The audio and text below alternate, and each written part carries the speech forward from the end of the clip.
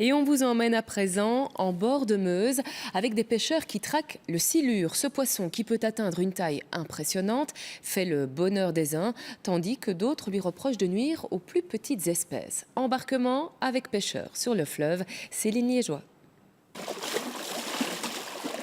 La nuit tombe sur la Meuse, un poisson vient de mordre. Reste à le sortir de l'eau. Au bout de la ligne, le poisson résiste. Après, il a l'air vigoureux. Hein. Naïm vient de sortir un silure, une belle bête d'1,59 m pour près de 24 kilos. On est loin du record, mais pour la Meuse, on va dire que c'est déjà des beaux poissons. Quoi. On ne fait pas des poissons d'1,50 m tous les jours. Votre record, c'est quoi? C'est 2,40 m pour une centaine de kilos. Soyez rassurés, c'était en Camargue.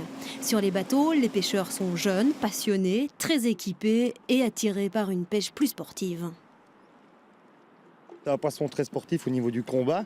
Bon, là, on vient de faire 2 petits poissons, mais parfois, c'est des poissons qui peuvent atteindre 2 mètres ici sur la Meuse, même 2,20 m.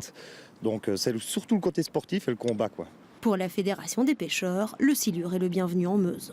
Il a permis de développer une pêche qui n'avait pas lieu il y a une vingtaine d'années d'ici sur la Meuse. C'est une pêche relativement différente qui peut s'apparenter à, aux sensations et au matériel que l'on met en œuvre en mer.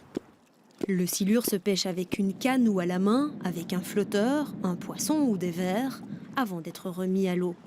Incompréhensible pour ces pêcheurs de carpe ou de gardons. Il sert à quoi ce poisson-là? Il sert juste à vous, à votre plaisir. Un brochet, ça sert à rien, ça sert à rien alors. Ils se servent des poissons que nous on pêche pour pouvoir pêcher le silure.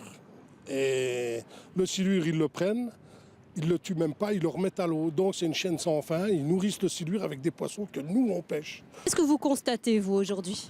Qu'il y a beaucoup moins de poissons de 1, beaucoup moins de blancs. Et alors ce qu'il y a aussi, c'est que, je vais dire, entre guillemets, beaucoup de prédateurs qui ne sont pas tués.